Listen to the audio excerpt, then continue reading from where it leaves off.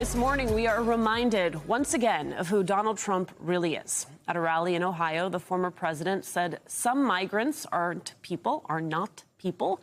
He cast doubt on the future of American democracy if he loses in November. If this election isn't won, I'm not sure that you'll ever have another election in this country. Does that make sense? I don't think you're going to have another election in this country. If we don't win this election, I don't think you're going to have another election, or certainly not an election that's meaningful. During that same rally, Trump continued to whitewash January 6. He stood for a recording of the national anthem performed by 1-6 defendants from jail. And he suggested he would pardon those who attacked the Capitol, calling them, quote, hostages. Joining us now, Washington Bureau Chief from Mother Jones, David Corn. He is also an MSNBC political analyst. Good morning. Morning. David, what did you think about Donald Trump's bloodbath comments? And I must note, look, Donald Trump's campaign says that he was talking about an economic bloodbath. Yeah. I don't know if I buy that, but that is, in fact, what the campaign said. Trump has always done this. You know, we've been watching this show for over 8 years now, and others who, like myself, who've covered him for years, have seen it even longer. He uses these high-impact words that have either the direct or implicit tone of violence, right?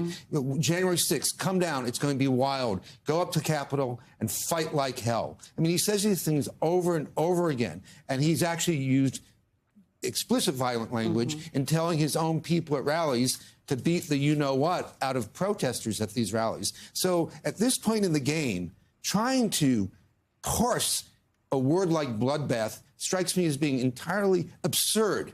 He's violent. In the same speech, he calls the people, hundreds and over thousands, who beat up cops a block or two away from where we're sitting today. He called them unbelievable patriots. This is violence, violence, violence. So when he says the word bloodbath, he knows what he's doing, whether he means an economic bloodbath or something else. In the same speech, he is endorsing political violence. And then when he says, you'll never have another election again if I don't win, well, that too has a tone of violence to it as well. The only way to take power would then be to use violence if there are no elections. Let's play the sound. Let's play the sound. Yeah, I was just going to say I want to play that sound from the speech on Saturday in Dayton.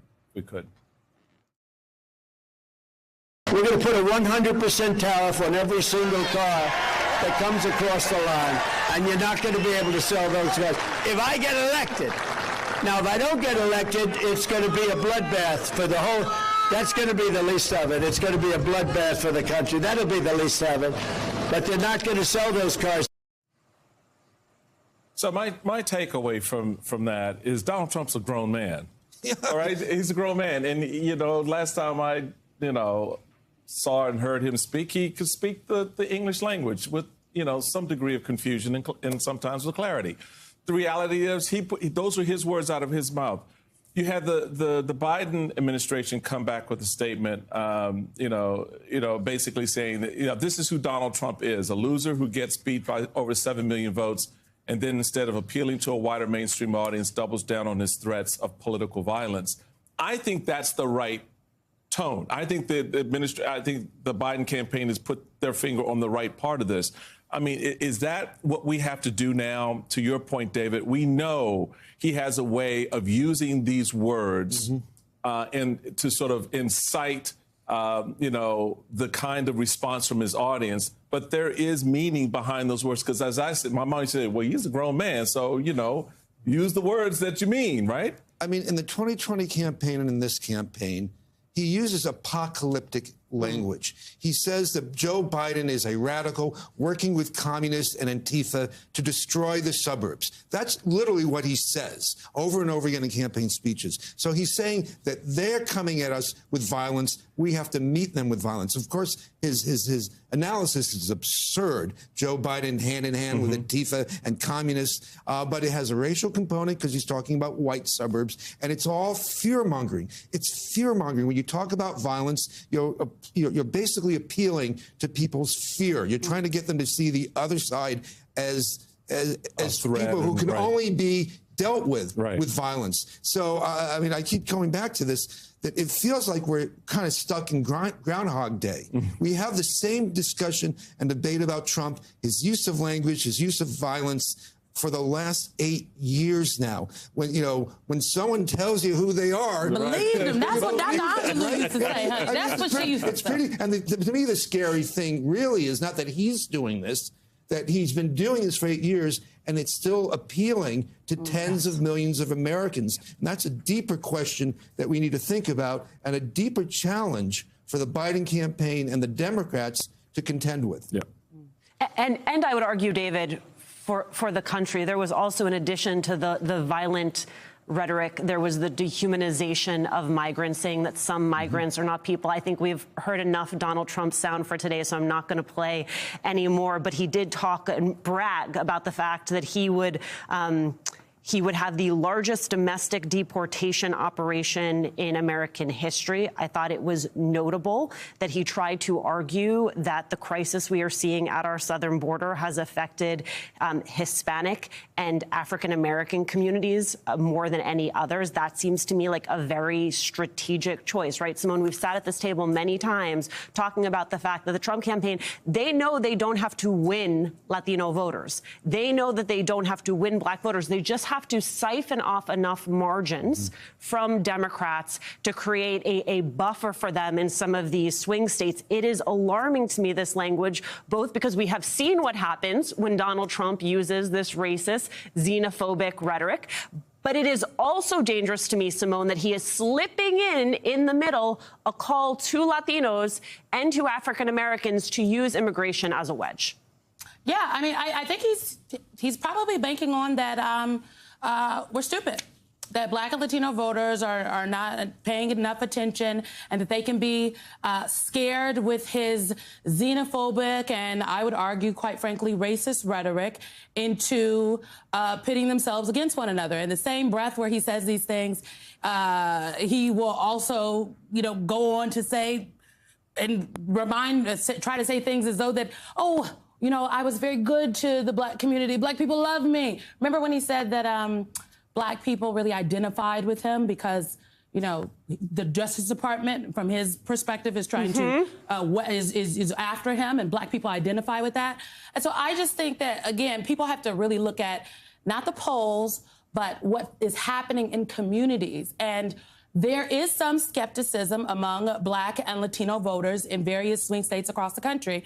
But I think people have to slow their roll before they equate that with folks voting for Donald Trump.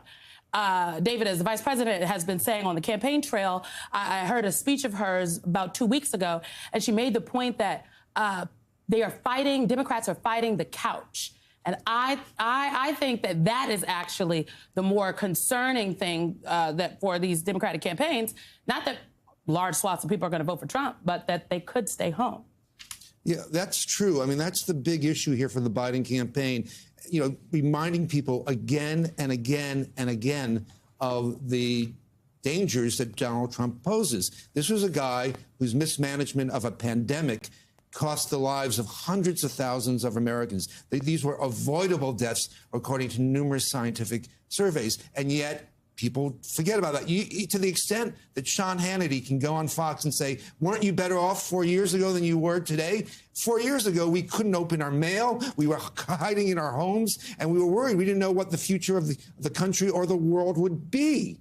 And yet, so people are, they may not love Biden or may not be jazzed by him, but they need to remember what those Trump years were like, what he represents. And he does this fire hose of outrage. So as soon as he says something or does something outrageous, he does 20 other things. It all blurs together. People get numb. They turn off. It's Trump being Trump. And you even have like the New York Times saying he traffics in stereotypes rather than calling him an outright racist, because I don't know, maybe they're trying to be fair. I think they're trying to be fair. All these things blur together, and pointing it out and getting people energized about them is one of the biggest challenges the Biden campaign faces. Well, that goes to one of the things I've been saying for a long time, and particularly we had the conversation yesterday, as you know, when we were talking about the recent, knots that the court system, the judicial system finds itself in dealing with Trump's cases. he floods the zone in such a way that the system doesn't know, A, what to do with all of the incoming, but then it gets, sort of in this space where, okay, he's a former president and we've never done this before. And there's almost a sense that his team is banking on that. They know that our system is not, our justice system, our political system is not built to deal with an asymmetrical player like Trump who doesn't care. He doesn't care. He's going to throw it out there. He's going to go out and use the kind of language that he knows, deliberately knows will offend. And then he's like, okay, I'm going to leave this little nugget here for you to work out. Tell me how you feel about it. I'm moving on. And so to your point, David, I think we have to now find ourselves collectively cleansing this out of our system and not focusing so much on every little bit, but staying focused on the bigger question of the man said he wants to be a dictator. Okay, that for me, that's where it all kind of ends. He said he wants to be a dictator. He said that there won't be elections again in this country. Last night he said there's going to be a bloodbath, whether it be economic or a regular bloodbath. I mean, at this point, it doesn't matter. You want to be a dictator, dude? Seriously. He's telling us, and you know what? I really think that Michael's point is. Now, I don't agree that the system isn't built for Trump. I feel like the system could be. I think the system could handle Trump. It has decided it's going to treat him differently. But Michael's overall point, I don't think we should brush over it all. And maybe we all need to just take a sip and think about it collectively as Americans. But why do we find it, oh, okay, we have to move on to the next thing? We cannot, after 8, 10, 15, I mean, how long has Donald Trump been out here treating like a regular person? He's not regular. He's been saying these things. Can I just point out something to you, folks? My wife pointed out to me the other day. She said, I just want a day when I can get up and not have to think about, talk about, react to, or see Donald Trump on my news, in my papers, in my media. Folks, we have been inundated and consumed by this one man for 8 years. You don't talk about anyone in your family that much. You don't talk about your friends that much. Ask yourselves, when you have a conversation, how many times does someone raise his name or you bring it up? That's the problem we have in this country right now. We need to cleanse ourselves of this. This election is the way you do it, in my view. He's telling us. I agree. You're right. That is the only way. That, what his world is going to look like, you either want more of that or you don't. And so this is, for me, David, a very clarifying moment. But that's all. But we've had other clarifying moments, right? This been a clarifying couple years, honey. We at the inflection point. I mean, we there. We right there. Elections matter. To be clear, I think we need to say this. We are talking about him, and the news media is talking about him because he's running for president. And if people are not paying attention, and if we do not tell people what he is saying so that they can so they can find out how they feel about that, he will get reelected. And then y'all gonna be surprised when, again, the ladies be walking around in little red dresses with those little white hoods like the Handmaid's Tale.